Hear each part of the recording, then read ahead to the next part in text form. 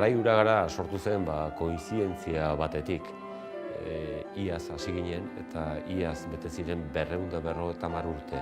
Real Sociedad Vasconga de Amigos del País, Euskal Herriaren adiskideen elkartea sortu zela, eta aldi berean Fernando Amezketarra jaio zela.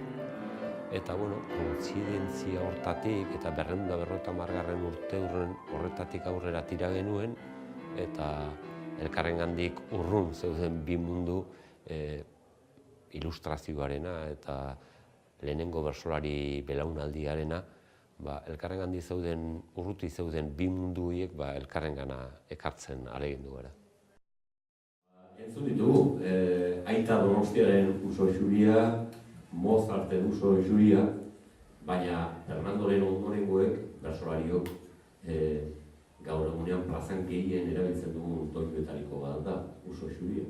Horrek esan nahi du, han eta hemen goi mailako kultura herrikoia ez dela inbestako mugari batzuk eta besten artean. Eta ikus dezazuen gutxi gehiago, nola improvisatzen dugun uso xuria doinuen, Aita Donostia eta Mozartenik bertsolariena erantziko dugu, hirugarren berzio. Izan poste, izan abe, entzuletzu parez pare, detailetxo bat alare, bertsolariak ia egungo kultur gailurrean gaude.